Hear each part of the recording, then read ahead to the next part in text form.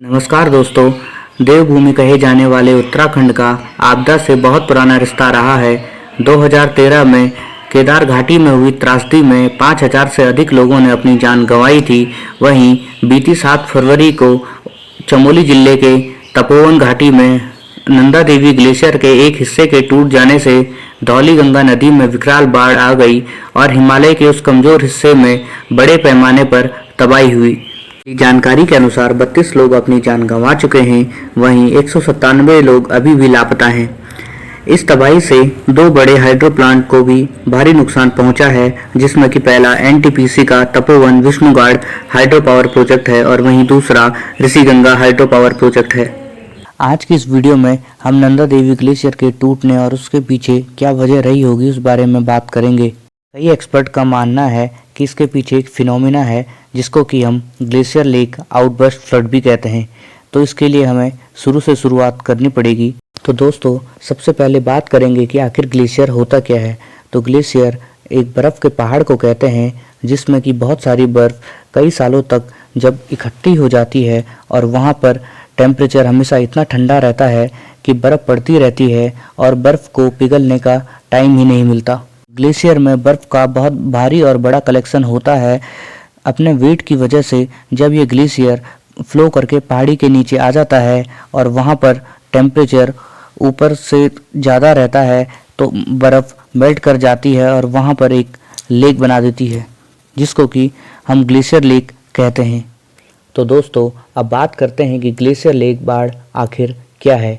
सामान्य तौर पर जब ग्लेशियर के पिघलने से बने झील में बहुत भारी मात्रा में पानी जमा हो जाता है और उसे थामे रखने वाला ग्लेशियर किसी वजह से टूटता है और उससे एक साथ भारी मात्रा में पानी निकलता है, तब वो बाढ़ का शक्ल ले लेता है। अब बात करते हैं कि ग्लेशियर कब और क्यों टूटते हैं। ग्लेशियर टूटने के कई कारण हो सकते हैं, जैसे कि कटाव, पिघले हुए या जमा हुए पानी का भारी दबाव, बर्फ़ या चट्टानों का खिसकना या बर्फ़ के नीचे भूकंप के झटके।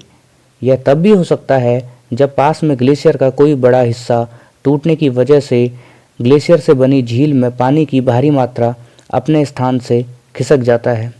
अब बात करते हैं कि ग्लेशियर लेक में कितना पानी जमा हो सकता है।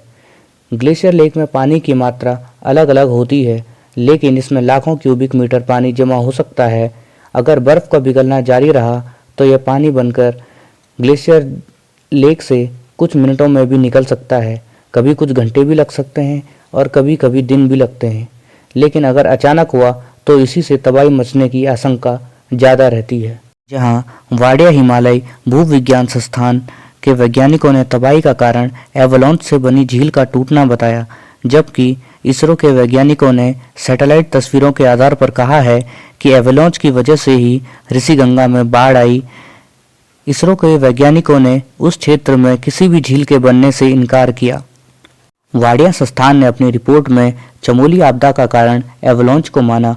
कहा गया कि 14 स्क्वायर किलोमीटर एरिया का हिमस्खलन हुआ, जो कि 2 किलोमीटर ऊंचाई से गिरा और इससे बहुत ज़्यादा एनर्जी प्रोड्यूस हो गई, जिससे कि ऋषिगंगा और धौलीगंगा में बाढ़ आ गई। क्लाइमेट चेंज की वजह से भविष्य में भी ऐसे डिजास्टर फ्रीक्वेंटली बन सकते हैं, जो कि इससे भी कई ज़्यादा खतरनाक साबित हो सकते हैं। तो इसके लिए ग्लेशियरों की डीप स्टडी करना बहुत ज़रूरी है, जिसमें कि सैटेलाइट आधारित जीआईएस टेक्निक के हेल्प से ग्लेशियरों, नदियों तथा परियोजनाओं के जल संरक्षण क्षेत्रों आदि की गतिविधियों एवं स्थितियों का सही आकलन किया जाए।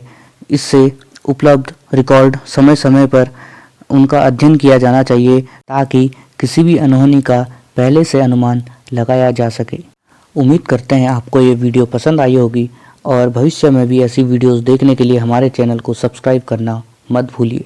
धन्यवाद।